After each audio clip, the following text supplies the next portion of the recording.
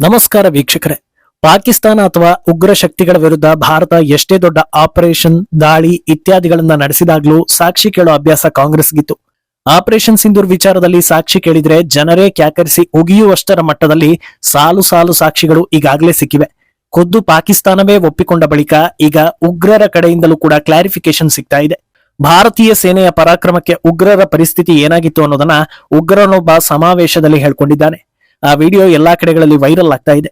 ಇದರ ಜೊತೆಗೆ ಪಾಕಿಸ್ತಾನದಿಂದ ಇನ್ನೊಂದು ಕ್ಲಾರಿಫಿಕೇಶನ್ ಕೂಡ ಸಿಗ್ತಾ ಇದೆ. ಇನ್ನೊಂದೆಡೆ ಪಾಕಿಸ್ತಾನದ ವಿವಾದಿತ ಕ್ರಿಕೆಟಿಗ ಹಾಗೂ ಭಾರತದ ವಿರುದ್ಧ ಸದಾ ವಿಷ ಕಾರುವ ಶಾಹಿದ್ ಅಫ್ರಿದಿ ಭಾರತದ ರಾಜಕೀಯಕ್ಕೆ ತಲೆ ಹಾಕಿದ್ದಾನೆ. ರಾಹುಲ್ ಗಾಂಧಿಯನ್ನ ಹಾಡಿ ಹೊಗಳಿದ್ದಾನೆ. ಇದು ಕೂಡ ಹಲವು ಚರ್ಚೆಗಳಿಗೆ ದಾರಿ ಮಾಡಿ ಕೊಡ್ತಾ ಇದೆ. ಇದೆಲ್ಲವನ್ನ ಒನ್ ಬೈ ಒನ್ ವಿವರಿಸ್ತಾ ಹೋಗ್ತೀವಿ. ಈ ವಿಡಿಯೋವನ್ನ ತಪ್ಪದೆ ಕೊನೆ ತನಕ ನೋಡಿ. ಅದಕ್ಕೂ ಮುನ್ನ ಮೀಡಿಯಾ ಮಾನ್ಸ್ಟರ್ ಚಾನಲ್ ಅನ್ನ ತಪ್ಪದೆ ಸಬ್ಸ್ಕ್ರೈಬ್ ಮಾಡಿ. ಎಸ್, ಬೆಳಕನ್ನ ಕತ್ತಲಿನಿಂದ ಮುಚ್ಚಿಡೋದಕ್ಕೆ ಸಾಧ್ಯವಿಲ್ಲ, ಸತ್ಯವನ್ನ ಸುಳ್ಳಿಂದ ಮುಚ್ಚಿಡೋದಕ್ಕೆ ಸಾಧ್ಯವಿಲ್ಲ ಅನ್ನೋದು ಆಗಾಗ ಸಾಬೀತಾಗ್ತಲೇ ಇರುತ್ತೆ. ಆಪರೇಷನ್ ಸಿಂಧೂರ್ ವಿಚಾರದಲ್ಲಿ ಆಲ್ಮೋಸ್ಟ್ ಎಲ್ಲಾ ಮಾಹಿತಿಗಳು ರಿವೀಲ್ ಆಗಿವೆ. ಪಹಲ್ಗಾಮ್ ಅಟ್ಯಾಕ್ ನಲ್ಲಿ ಭಾಗಿಯಾಗಿದ್ದ ಒಂದಷ್ಟು ಉಗ್ರರನ್ನ ಹೊಡೆದುರುಳಿಸೋದರ ಜೊತೆಗೆ ಆಪರೇಷನ್ ಸಿಂಧೂರ್ ಟೈಮ್ನಲ್ಲೇ ಸಾಕಷ್ಟು ಉಗ್ರರನ್ನ ಹೊಡೆದುರುಳಿಸಲಾಗಿತ್ತು. ಆ ಟೈಮ್ನಲ್ಲಿ ಉಗ್ರರ ಅಂತಿಮ ಸಂಸ್ಕಾರಕ್ಕೆ ಪಾಕಿಸ್ತಾನದ ಸೇನೆ, ಗಣ್ಯ ವ್ಯಕ್ತಿಗಳು, ರಾಜಕೀಯ ನಾಯಕರು ಎಲ್ಲರೂ ಭಾಗಿಯಾಗಿದ್ದು ಜಗಜ್ಜಾಹೀರಾಗಿತ್ತು. ಇಷ್ಟಾದ್ರೂ ಭಾರತದಲ್ಲಿರೋ ವಿಪಕ್ಷಗಳಿಗೆ ಆಪರೇಷನ್ ಸಿಂಧೂರ್ ಬಗೆಗಿನ ಅನುಮಾನಗಳು ಕೊನೆಯಾಗಿರ್ಲಿಲ್ಲ. ಕೊನೆಗೆ ಸಂಸತ್ನಲ್ಲೂ ಈ ಬಗ್ಗೆ ಚರ್ಚೆ ಆದ ಬಳಿಕ ಈಗ ಸ್ವಲ್ಪ ಸಿಂಧೂರ್ ಬಗ್ಗೆ ಮಾತಾಡೋದನ್ನ ವಿಪಕ್ಷಗಳು ಕಮ್ಮಿ ಮಾಡಿವೆ. ಅದಕ್ಕೆ ವೋಟ್ ಚೋರಿ ಅನ್ನೋ ಹೊಸ ಅಸ್ತ್ರ ಸಿಕ್ಕಿರೋದು ಕೂಡ ಕಾರಣ ಇರ್ಬೋದು.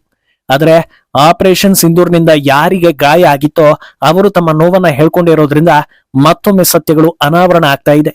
ಆಪರೇಷನ್ ಸಿಂಧೂರ್ನಲ್ಲಿ ಕುಖ್ಯಾತ ಉಗ್ರ ಮಸೂದ್ ಅಜರ್ನ ಕುಟುಂಬ ಕಂಪ್ಲೀಟ್ ಆಗಿ ನಾಶವಾಗಿದೆ ಅನ್ನೋ ಸುದ್ದಿಗಳು ಬಂದ್ವು. ಅದಕ್ಕೆ ಪೂರಕವಾದ ಮಾಹಿತಿಗಳು ಕೂಡ ಪಾಕಿಸ್ತಾನದಿಂದಲೇ ಬಂದಿದ್ವು.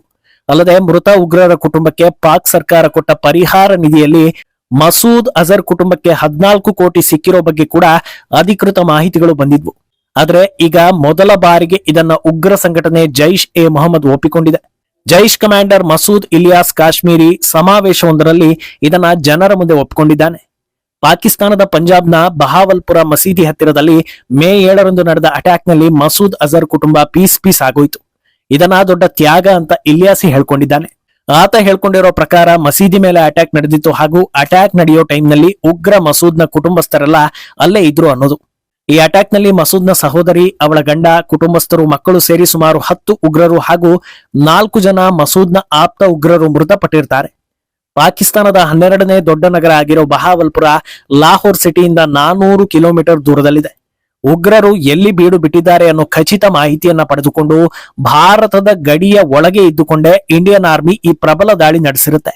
ಒಂದು ವೇಳೆ ಈ ಅಟ್ಯಾಕ್ ಇಸ್ರೇಲ್ ಕಡೆಯಿಂದಲೋ ಅಥವಾ ದೇಶ ಪ್ರೇಮಿಗಳು ಹೆಚ್ಚಿರೋ ದೇಶದ ಕಡೆಯಿಂದಲೋ ಆಗಿದ್ದಿದ್ರೆ ಇದನ್ನ ಜನರು ಯಾವ ರೀತಿ ಸೆಲೆಬ್ರೇಟ್ ಮಾಡ್ತಾ ಇದ್ರು ಅನ್ನೋದನ್ನ ಊಹಿಸಿಕೊಳ್ಬಹುದು. ಆದ್ರೆ ಭಾರತದಲ್ಲಿ ದೇಶ ವಿರೋಧಿಗಳ ಸಂಖ್ಯೆ ದೊಡ್ಡ ಮಟ್ಟದಲ್ಲಿ ಇರೋದ್ರಿಂದ ಇಂಥ ವಿಚಾರಗಳ ಮಹತ್ವ ಗೊತ್ತಿಲ್ಲದೆ ಓಲೈಕೆ ರಾಜಕೀಯ ಮಾಡೋರ ಸಂಖ್ಯೆ ಹೆಚ್ಚಿದೆ. ಅದಕ್ಕೆ ತಲೆ ಅಲ್ಲಾಡಿಸೋ ಹಿಂದೂ ವಿರೋಧಿ ಹಿಂದೂಗಳ ಸಂಖ್ಯೆ ಕೂಡ ಹೆಚ್ಚಿದೆ. ಆದ್ರಿಂದ ಪ್ರಶ್ನಾತೀತವಾಗಿದ್ದ ಈ ವಿಚಾರಕ್ಕೆ ಈಗ ಇನ್ನೊಮ್ಮೆ ಕ್ಲಾರಿಟಿ ಸಿಕ್ಕಿದೆ. ಅಂದಹಾಗೆ ಅವರು ಹೇಳಿದ್ರು, ಸ್ಪಷ್ಟನೆ ಸಿಕ್ತು ಅನ್ನೋದ್ರಲ್ಲೇ ಈ ವಿಚಾರ ಮುಗಿದಿಲ್ಲ. ಪಹಲ್ಗಾಮ್ ದಾಳಿ ನಡೆದಾಗ ನಮಗೂ ಇದಕ್ಕೂ ಸಂಬಂಧ ಇಲ್ಲ, ಸುಮ್ಮನೆ ಪಾಕಿಸ್ತಾನವನ್ನ ಎಳೆದು ತರಬೇಡಿ ಅಂತ ಅವರೂ ಹೇಳಿದ್ರು. ಭಾರತದಲ್ಲಿರೋ ಒಂದಷ್ಟು ಅಸಹ್ಯಗಳು ಹೇಳಿದ್ವು. ದಾಳಿಯಲ್ಲಿ ಪಾತ್ರ ಇತ್ತೋ ಇಲ್ವೋ ಅನ್ನೋದು ಸೆಕೆಂಡ್ರಿ, ಆದ್ರೆ ಉಗ್ರರೆಲ್ಲ ತಮ್ಮ ದೇಶದಲ್ಲಿ ಇದ್ರು ಅನ್ನೋದು ಈಗ ಮತ್ತೊಮ್ಮೆ ಸಾಬೀತಾಯ್ತಲ್ಲ. ಅಂದಹಾಗೆ ಈ ವಿಡಿಯೋದಲ್ಲಿ ಇಲಿಯಾಸಿ ಅಕ್ಕಪಕ್ಕದಲ್ಲಿ ಸಾಕಷ್ಟು ಉಗ್ರರು ನಿಂತಿದ್ದಾರೆ.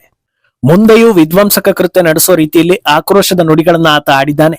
ಇದನ್ನೆಲ್ಲ ಆತ ಮಾಡ್ತಾ ಇರೋದೆಲ್ಲಿಂದ? ಭಾರತ ಪಾಕಿಸ್ತಾನಕ್ಕೆ ನೀರು ಬಿಡ್ಲಿಲ್ಲ ಅಂದ್ರೆ ಇಲ್ಲಿ ವಿದೇಶಿ ಫಂಡ್ಗಳಿಂದ ಬದುಕೋ ಎಡಚರ ಜೀವಿಗಳೆಲ್ಲ ಪಾಕಿಸ್ತಾನಕ್ಕೆ ನೀರು ಬಿಡಬೇಕು ಅಂತ ಹೋರಾಟ ಮಾಡೋ ಅಸಹ್ಯದ ಪರಮಾವಧಿಗೆ ಇಳಿಯುತ್ತವೆ. ಈ ಮಟ್ಟದಲ್ಲಿ ಉಗ್ರರನ್ನ ಒಡಲಲ್ಲಿಟ್ಟುಕೊಂಡಿರೋ ಪಾಕಿಸ್ತಾನಕ್ಕೆ ನೀರು ಕೊಡ್ಬೇಕಾ ಬೇಡವಾ ಅನ್ನೋದನ್ನ ಇನ್ನೊಮ್ಮೆ ಯೋಚಿಸೋದಕ್ಕೆ ಈ ವಿಚಾರ ದಾರಿ ಮಾಡಿಕೊಡ್ತಾ ಇದೆ. ಇನ್ನು ಅಜರ್ನ ಉಗ್ರ ಫ್ಯಾಮಿಲಿ ನಾಶವಾದ ಬಗ್ಗೆ ಕನ್ಫರ್ಮೇಶನ್ ಸಿಕ್ತು. ಆದ್ರೆ ಉಗ್ರ ಅಜರ್ ಎಲ್ಲಿದ್ದಾನೆ ಅನ್ನೋ ಪ್ರಶ್ನೆ ಕೂಡ ಮುನ್ನೆಲೆಗೆ ಬರ್ತಾ ಇದೆ.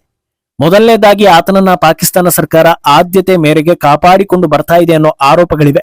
ಇಷ್ಟಾದ್ರೂ ಭಾರತದ ಇಂಟೆಲಿಜೆನ್ಸ್ ಹಾಗೂ ಮೂಲಗಳ ಮಾಹಿತಿ ಪ್ರಕಾರ ಅಜರ್ ಕೊನೆಯದಾಗಿ ಕಾಣಿಸ್ಕೊಂಡಿದ್ದು ಪಾಕ್ ಆಕ್ರಮಿತ ಕಾಶ್ಮೀರ ಹಾಗೂ ಗಿಲ್ಗಿಟ್ ಬಾಲ್ಟಿಸ್ತಾನ್ ಪ್ರದೇಶದಲ್ಲಿ, ಅದು ಕೂಡ ಬಹವಲ್ಪುರದಿಂದ ಸುಮಾರು 1000 ಕಿಲೋಮೀಟರ್ ದೂರದಲ್ಲಿರೋ ಸ್ಕಾರ್ದು ಅನ್ನೋ ಟೂರಿಸ್ಟ್ ಸ್ಪಾಟ್ ನಲ್ಲಿ ಆತ ಕೊನೆಯದಾಗಿ ಕಾಣಿಸ್ಕೊಂಡಿದ್ದ ಎನ್ನಲಾಗಿದೆ.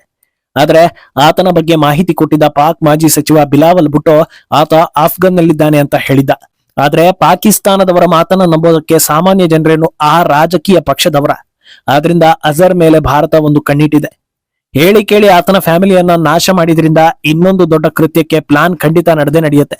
ಆ ನಿಟ್ಟಿನಲ್ಲೂ ಸರ್ಕಾರ ಎಚ್ಚರಿಕೆಯನ್ನು ವಹಿಸ್ತಾ ಇದೆ. ಏನೋ ಕಾಂಗ್ರೆಸ್ ಹಾಗೂ ವಿಪಕ್ಷ ನಾಯಕರು ಸೃಷ್ಟಿಸಿದ ಇನ್ನೊಂದು ಅಜೆಂಡಾ ಅಂದ್ರೆ ಅದು ಭಾರತ US ಮುಂದೆ ಶರಣಾಯಿತು ಅಂತ. ಅದಕ್ಕೆ ಈಗಾಗಲೇ ಸಾಕಷ್ಟು ಸಲ ಉತ್ತರ ಸಿಕ್ಕಾಗಿದೆ.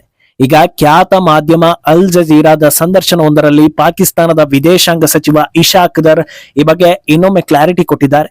ಭಾರತ ಪಾಕ್ ಕದನ ವಿರಾಮ ಹೇಗಾಯ್ತು ಅನ್ನೋ ಪ್ರಶ್ನೆಗೆ ಉತ್ತರಿಸುವ ಅವರು, ನಾವು ಮಧ್ಯಸ್ಥಿಕೆಗೆ ರೆಡಿ ಇದ್ವಿ, ಆದ್ರೆ ಭಾರತ ಒಪ್ಪಲೇ ಇಲ್ಲ, ಇದು ಕೇವಲ ದ್ವಿಪಕ್ಷೀಯವಾಗಿರ್ಬೇಕು, ಮೂರನೆಯವರು ತಲೆ ಹಾಕಬಾರದು ಅಂತ ಹೇಳ್ಬಿಟ್ರು. ನಮಗೂ ಬೇರೆಯವರನ್ನ ಬೇಡೋದಕ್ಕೆ ಇಷ್ಟ ಇರಲಿಲ್ಲ, ಆದ್ರೆ ಮಧ್ಯಸ್ಥಿಕೆ ಮಾಡೋದಕ್ಕೆ ಯಾರಾದ್ರೂ ಮುಂದೆ ಬಂದಿದ್ರೆ ಅಭ್ಯಂತರ ಏನೂ ಇರ್ಲಿಲ್ಲ, ಆದ್ರೆ ಕದನ ವಿರಾಮ ದ್ವಿಪಕ್ಷೀಯವಾಗಿ ಆಯ್ತು ಅಂತ ಹೇಳಿದ್ದಾರೆ.